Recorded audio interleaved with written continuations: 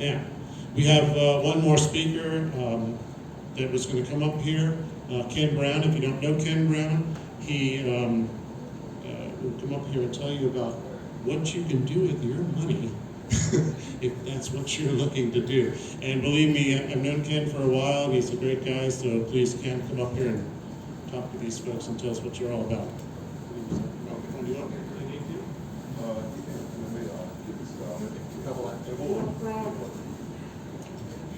Hello everyone, and it's nice to see everyone coming back again to Chiang Mai and visit with you guys. Usually I'm with Thomas of American International Tax Advisors, but we do work independent of each other. And I wanted to come here today to talk about some of the issues that I regularly run into with Thomas. Today I've asked my colleague Lee Stevens to come along. I mainly address American issues, and you know, grew up in America, I know our issues.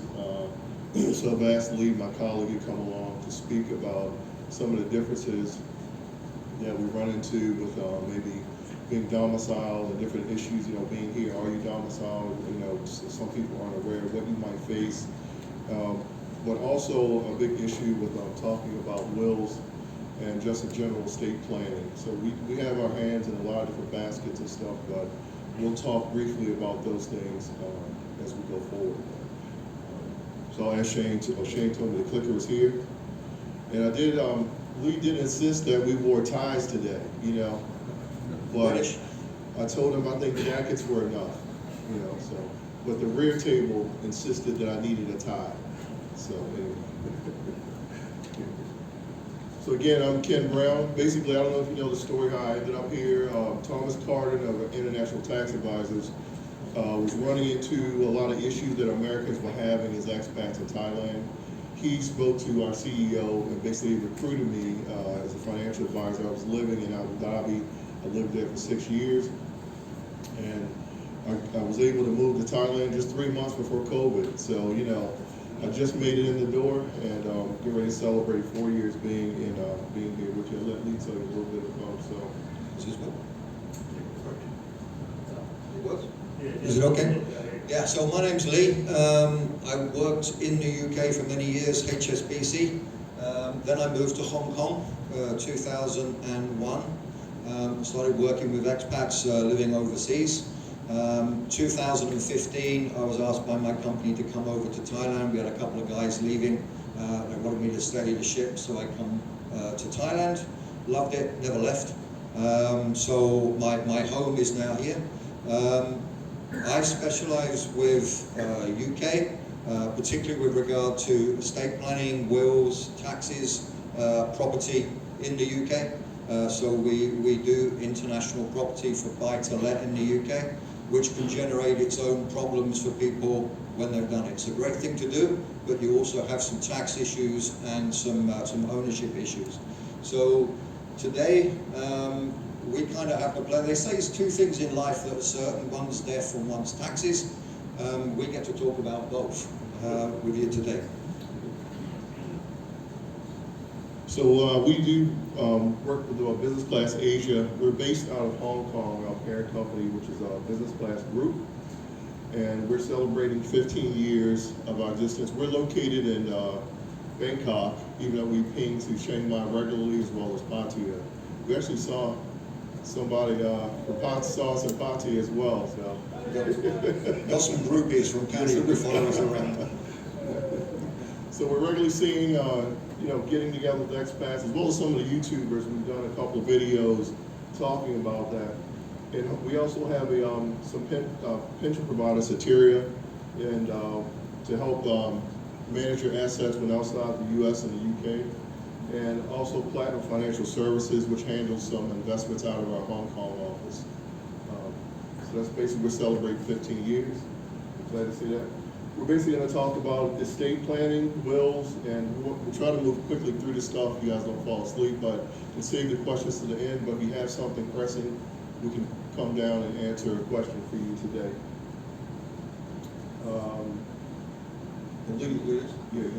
Yeah, so a part of my role is I'm a will writer, and then we follow up with that with estate planning. because not everything's about the will document. You also got tax issues behind it. You've got beneficiary issues. You might have children from previous marriages that aren't suddenly included. So we look at it as a whole circle where you get the will, and then we can follow up with any advice afterwards that might be needed. So the first point is really, what is an estate? Okay, an estate is literally everything you own minus everything you owe. Okay, so when you're looking at buying a house off the gentleman before, okay, you're looking at your estate and you're saying, right, okay, this is my budget. Out of that whole amount of money that I have, this is what I can afford to spend on a property, or a beer, or a car, or an investment. Okay, when we're looking at an estate, it's literally everything you own on the table at the same time, and it's probably the only time it's going to happen. Okay, so what we need to do is to make sure that you're the person deciding where that estate goes, rather than a stranger. If you get robbed, if you get scammed, and the idea of someone spending your money for you grates on you like it does on me because you work for it, well, this is the time when it's going to happen, because if you don't set out your rules on what you want to do with your money, someone else is going to decide. They're going to take no account of your family situation. They're going to take no account of taxes. Okay? I don't care if it's tax efficient or not. They're just going to give it out. So my advice, and I follow again the gentleman with the property advice earlier on. If you've got property in Thailand, you've got significant assets in Thailand or anywhere else, you should have a will. And you can have a will for each jurisdiction. You just need to word it correctly so it doesn't invalidate your previous wills. Okay? But that means you can process it quicker as well. So we're both writing wills, and so different rules, and you can see some of the estate values in terms of taxation as well. For Americans, that limit is around $12 million. So we have a little higher limit in terms of taxation for your estate. But each, we accommodate different rules for UK as well as Americans. So if you're from the UK, we're getting hit quite hard, because this allowance here, this 325 for a single person or 650 for joint, has been frozen until 2028, and it's probably likely to be frozen from that point onwards. So you're thinking at the moment, inflation's 10%. Okay, house prices in the UK are going up. Okay, everything that you own is going up. Okay, but your allowance is staying the same. And what that means is the inheritance tax receipts from the UK government over the last 5 years have gone from something like 2 billion up to 7.5 billion. Okay, and the general feeling is there's £2 trillion worth of assets in the UK that are going to be inherited in the next 25 years. Okay, and they're going to get 40% of it, basically.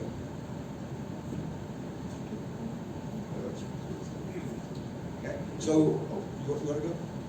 Yeah. Okay, so estate planning is really you deciding what happens to your money if the hospital can't do what it wants to do with you when you're in it. If you don't decide, someone's going to decide on your behalf, and it's likely to be a judge in a court, okay, doing it according to set rules. Okay, and you might find that you're going to start getting beneficiaries that you didn't know you had. Possibly in Thailand, it could be the judge himself, but certainly governments will step in and try and take what they can. These different situations we run into with the estate planning, with land purchases and things like, as an expat, we're not able to own land, and then some of the sophisticated devices we use to own land and things like that make it an issue. Sometimes in the past, I've helped people with different situations. More recently, we had a young lady who was, her husband owned the house and she owned the land. And, someone got sick in the States from COVID. He flew home to take care of them. He got COVID and passed away. Unfortunately, they didn't have a will.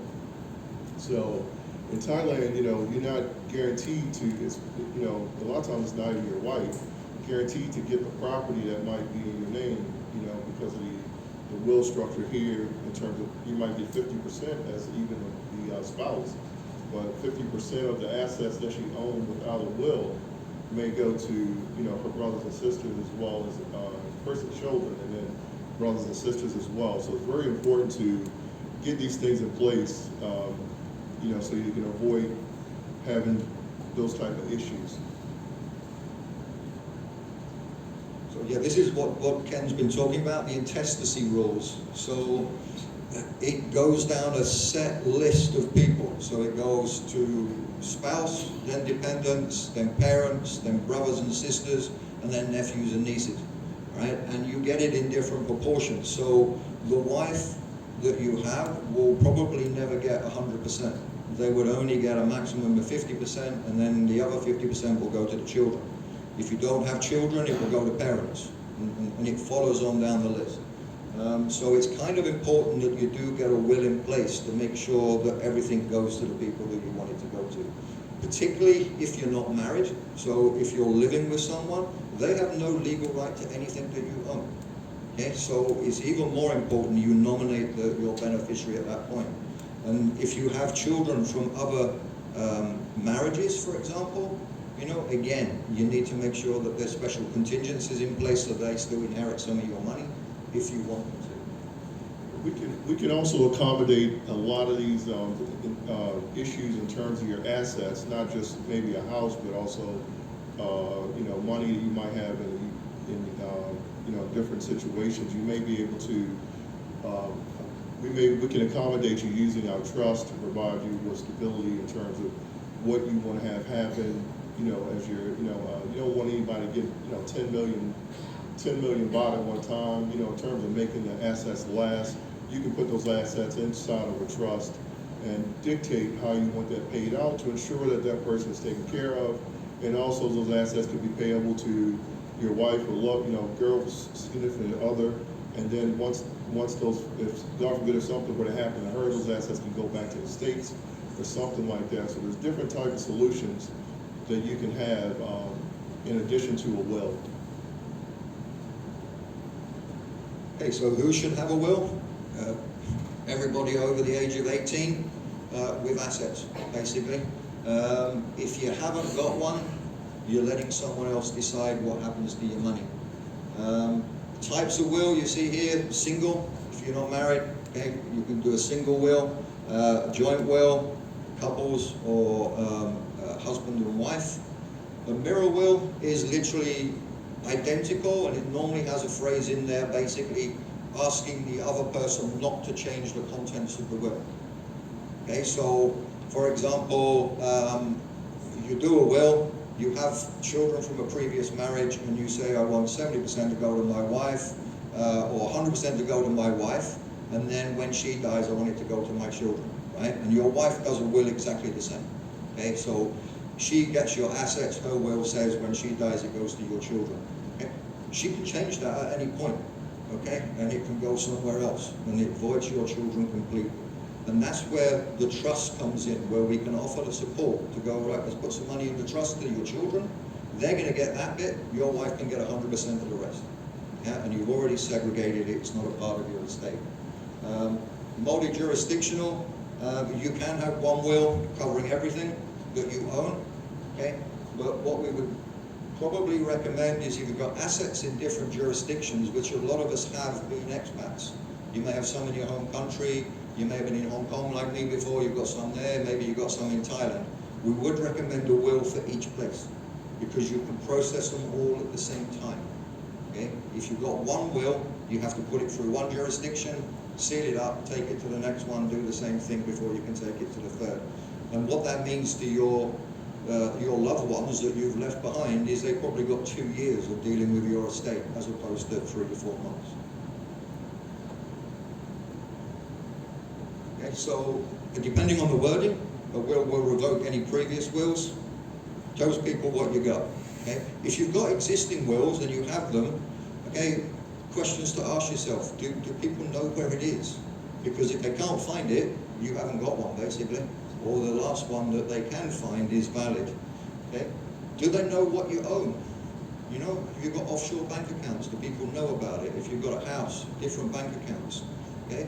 A lot of people say, you know, I'll have my son as an executor. They'll come over from the US or the UK and they'll manage my estate. Okay? My son doesn't know what I've got. And he's going to turn up, his father's died, and then he's got to rummage through everything and find it, yeah? And in the old days, you'd rummage through drawers and you'd find bank statements. You can't do that anymore because it's all electronic. Okay, so if it's all on your computer, does anyone know your password? Can they get into it? Yeah? All those kind of things you need to think about. What we would recommend is for every will, you put a list of assets with it, and then you adapt that list depending on whether you're buying or selling. So if someone turns up out of the blue because you've died suddenly, they know exactly what you got, and it's all in the same place. Okay, this is a little bit about intestacy, but I think we've probably covered that.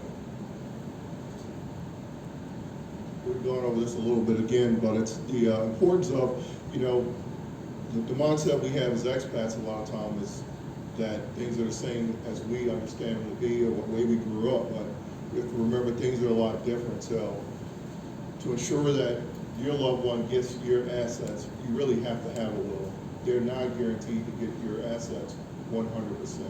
To go doing Thailand's guidelines, again, she's your assets are not just going to go to her or him. We're talking a lot about ownership of property. With your wife may own the land, or loved one may own the land, and you may own the house. Okay. So what happens if she dies? So this is important of having an usufruct done, which basically is a document that she's going to sign, basically willing you the use of the land upon her death if the worst were to happen. Okay, so we all have great relationships with our Thai spouse or loved one, but what if what would happen?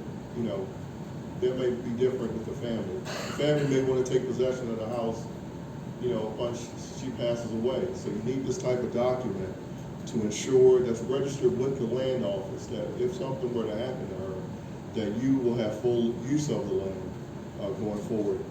It is my understanding that expats are allowed to own one raya land, will one raya land in terms of it still won't have ownership, until your death. So, but this just ensures that you'll be able to stay on the property, if the worst were to happen to her. And it can always happen to any of us, a motorbike or anything happen. So this is the importance of having a document like this in place.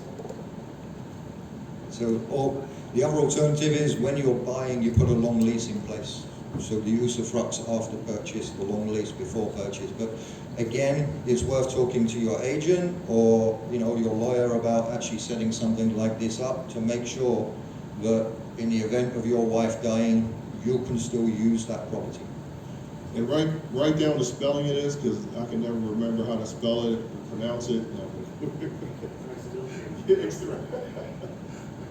We don't do those, by the way. We would put you in contact with a Thai lawyer. Okay, again, I think intestacy would help. So we've been through this, some of this, just talking of the importance of having something like that in place. And we're talking about this because we regularly run into this, We all procrastinate at home. We do the same thing outside the country. So just another reminder of the importance of having something like this in place. When the worst happens, unfortunately, it's sometimes the best part of our job because we can show, your loved one that something's in place for them, something else left for them to worry about when, it's such a bad time, Even upon my arrival here, thinking of bad times, I was introduced to, I don't know if any of you guys have been to Boys Blue Bar, Boys Blue Bar. Any of you guys been there at all? Okay, yeah, so I was very sad to hear that he passed away yesterday. He's a good friend and known him for a couple of years, but you never know what's going to happen to any of us. Yeah, so probate is when someone dies, you appoint an executor on the will. It's kind of an important role, and basically their job is to bring everything in that you own and then distribute it according to the wishes in the will. To do that, you have to attend court and be appointed by the judge as the administrator of the estate, which gives you the right to go to the banks and go, give me the money. go to the investment companies and start dealing with them. Okay, so probate's probably more of a UK common law term. In Thailand, you do the same thing, but you're appointing an administrator. So it's the same kind of process, it's just got a different term. If you die without a will and it goes intestate, then the court will again appoint an administrator. Okay? So the executors you name in your will are kind of important. They need to be someone you trust, they need to be someone that's got your interest at heart and your family or your beneficiary's interest at heart. We would always recommend on any part of the will you have reserves. Okay, so if that executor can't do it, the majority of people will say, my spouse is my executor, okay, because it makes things easy. But what if you're in the same car? Okay, what happens then? Because there's no one to administer the estate. So you put a reserve in. Okay, or maybe even 2 reserves, just in case that person can't do it. Yeah, they've gone unwell, or they predeceased you, or they haven't got the time to do it. Yeah, so you have another reserve. Same thing with guardians. If you have young children, okay, you're probably going to appoint your brother or your sister or your mum or your dad or whatever. But what if they're not able to do it at that time? Have a reserve. Okay, beneficiaries, same thing. Okay, you've got a family. Maybe 2 children, okay, well, what if you're all on the plane at the same time, going off somewhere? Who gets it then?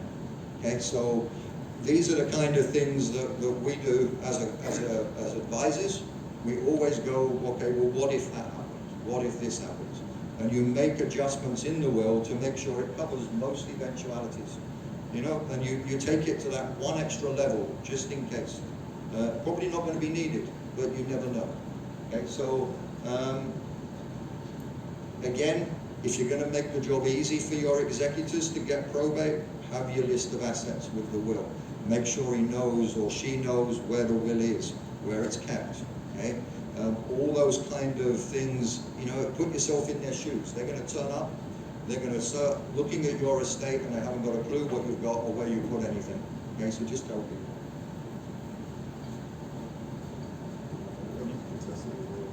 Yeah, wills can be contested for a number of different reasons. If you feel that there's a member of your family, for example, that you want to not benefit for whatever reason, maybe they're a drug taker, maybe they're just no good with money, maybe you fell out years ago, it's worth putting in the will that you don't want them to inherit and put a reason why. Okay, because then when it goes to court, if they contest it, you've already addressed the issue and explained why yourself, and you're not relying on someone else to do it for you. Most wills are probably not contested, but it's actually getting more popular in the UK for people to contest wills. And the big thing in the UK as well, it's statistically, I can't remember the statistics, but it's very high. But if someone dies without a will in the UK, it's highly likely that the siblings will not talk to each other after the will, after the estate is settled. Okay? It's just very highly likely that that's going to happen. Okay? You want me to do it? I can give you something. So some of the mistakes you can run into when doing a will is leaving out assets.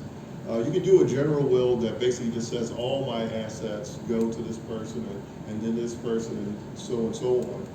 But you should address as many assets you have at that time, as well as future assets would be included in the will as well.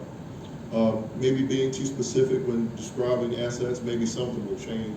Maybe you have $10,000 in that account, now you put a lump sum in and now it has $100,000 in it.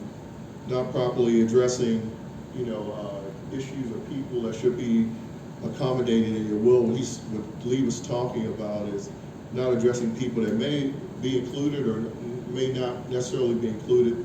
If you have stepchildren, to make sure that people understand that you consider them to be your children and included in your will as well.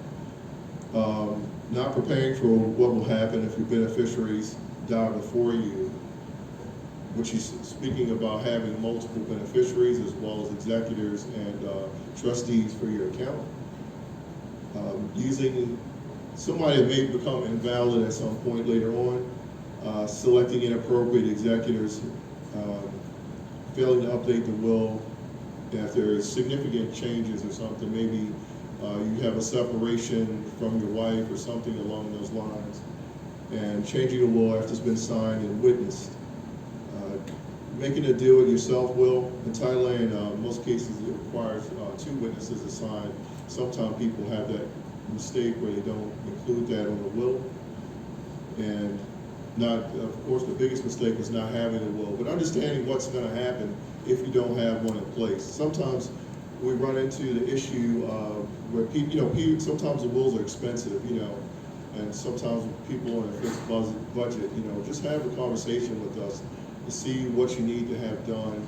Life is about helping people, and taking care, and we all get blessed like that. So yeah, as Ken said, if anything major changes in the will, you should review it and have another look. If you remarry, for example, all your pre-existing wills become invalid straight away as soon as you get married again. Okay, so you're going to need to redo them and re-sign them. You can keep the terms the same, but you need to re-sign after you got married. Okay, otherwise they're just not seen as being valid. If you have a will and no one knows where it is, you'll revert to the old will, the latest will that they can find. If you've left specific gifts, but you've sold them, or you've been robbed, or whatever, you haven't got them anymore, okay? You need to have a review. So our advice is, have a look at the will if you've got one, okay? Review it, have a look. If you've got any questions, I often get people sending me old copies of wills and saying, Lee, can you have a look at that and tell me what you think? Is there anything you do differently? Okay? A lot of the time I'm writing back saying, no, it's fine. Sometimes I will write back and go, yeah, but I would suggest one for a different jurisdiction or whatever. But it's worth just sending it over. Okay. So a trust is what we use to back up the will, particularly for dependents from previous marriages, for example, or if you want to make sure something's passing free from inheritance tax in the UK if you're British. Domicile is always an issue if you're British. How do you prove you're not domiciled in the UK? If you're domiciled in the UK, your whole worldwide assets is taxed at the rate we said before, 40%. Okay? If you're non-domiciled in the UK, it's only your UK assets that will be taxed. And that applies to any nationality. If you bought a house in London, okay, and then you die a week later, they will take that tax from you. Okay? Depending on whether it goes to spouses, there's some certain different rules for that. But if it's going to kids, they will take the tax, whether you're from the UK or not. So a trust is a way to actually make sure your gift gets there, because it can't be changed after your death. Okay, your wife can change her will to take out your kids, or your husband can change his will to take out your kids, but if it's in a trust, they can't. Okay, it's also looked after by professional trustees, lawyers, and they will follow your wishes. So if you want something to happen, you can control your money after you're dead by telling the trustee what you want it to do. Okay, different kinds of trust: revocable, irrevocable, testamentary. If you're from the UK, some of those are taxed, some of them aren't. Okay, so we would look at that for you. That would limit how much you can put in to your allowance. And then basically it just sits there in the background outside of your estate. It doesn't even form a part of your will. Okay, it's not a part of your estate. So it is worth doing. If you own properties in the UK, as I said, they are taxable. Okay, there are things you can do for non-residential properties, so ones you're not living in. If you bought buy-to-let, you can put them in different kinds of trusts to bring them immediately out of inheritance tax and capital gains tax. Okay, and that's worthwhile looking at if you've got a property portfolio in the UK that you're going to pass to the kids. If you're speculating, it has some restrictions, but if you're going to pass it to the kids and keep it, these are worth looking at. There may be additional, for Americans living in Thailand, there's also potentially benefits with using a trust, using the United States-Thailand tax treaty. So those will help you possibly avoid tax issues using the trust as well. Keep in mind that Americans faced a lot of financial issues when they're moving outside the United States. Financial institutions are required to use what's KYC, know your client. They have to know where their clients are. And when they figure out that an American is outside the United States, they're looking at your IP address, they're looking where you're logging in because they have a requirement to know where you are. And when they figure that you live outside the United States, a lot of financial institutions will no longer hold your assets. You know, we can help you with that.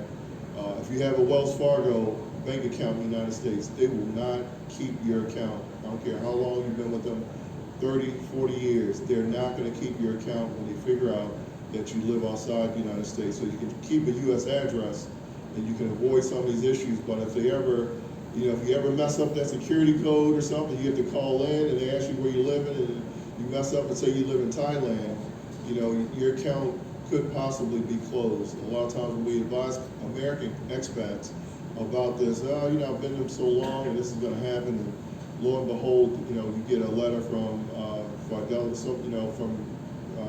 Morgan Stanley saying that they don't want to hold your account because you live outside the United States. And I will address this later, but again, if you have any account outside the United States that has $10,000 in it or more, you just have a different reporting that's required under what's called FBAR, Foreign Bank Account Reporting. It's important. It's not any tax related to that, but it's more of a penalty.